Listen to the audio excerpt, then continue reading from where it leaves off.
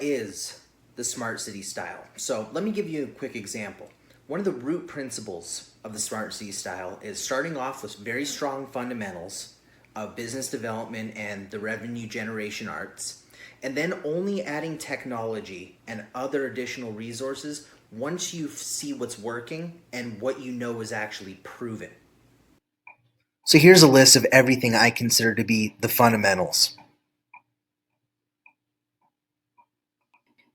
And this is a list of what I would call nice to haves. But starting out of the gate with one of these, especially when you don't have much budget, it's a very risky move. And when I refer to this, I'm mainly talking about a blank Excel sheet. This is the reality for most entrepreneurs that are getting started.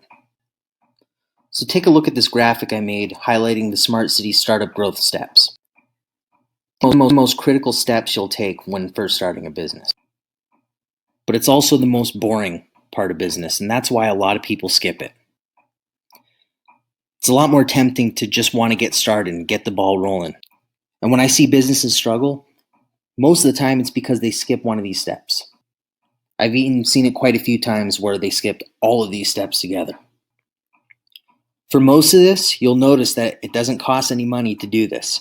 You can argue for research and development, sure, but just the basic outlines like looking at what your competitor's messaging is, coming up with a list of prospects, writing, editing, that format over and over again until you drill down your message, and your unique value propositions to make sure that you're standing out can take a lot of time before you go and tell the whole world about your business.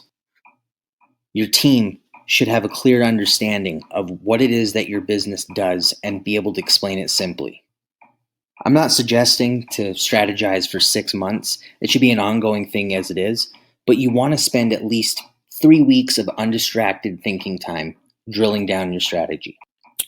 And whether it's you or your team that's doing outreach and checking the market, i.e. cold outreach, they should be able to tell you how the market is responding. And you should take that feedback seriously. Go back and edit the messaging if you're finding that it's not as effective as you'd hoped. To get some comparison, do message A versus message B. See what percentage gets a higher response, go with the higher one.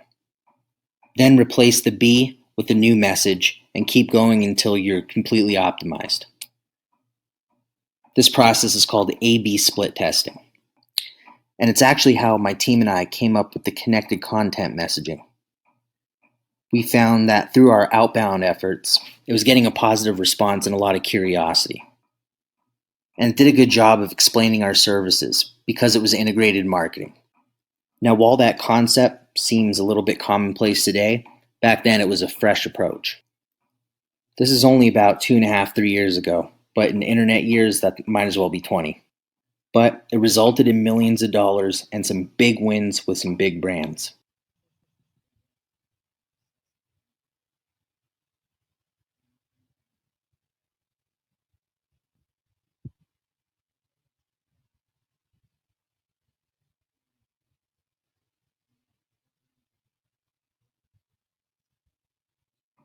Amazing things happen, and it was all because of a masterful strategy and top tier execution.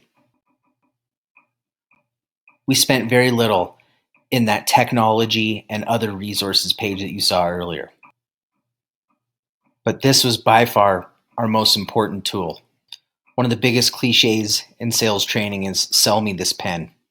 My response to that would be, how are you in business without one? So think about it like this. Would it have worked in the 1930s? Timeless fundamentals are timeless for a reason. When you are well versed in the fundamentals, you don't have to chase trends or be propped up by technology. That thing between your ears is a supercomputer, evolved over millions of years. Here's the top 10 reasons that startups fail. If you sat down and thought about each one, don't you think that fundamental slide I showed you could take care of most of this? I would say the most important quality, tangible or intangible, is an obsessive problem solver. All the fancy technology and big costly advertising can come later. And if you do it right, your business development process will never be under the overhead column because it's simply generating revenue and then reinvesting right back into the process on the things that work. It's amazing what happens when you put the new school tactics and the old school tactics together. The Smart City style is basically marketing minimalism. But of course, that's still oversimplifying it, and there's a lot more depth to it than that.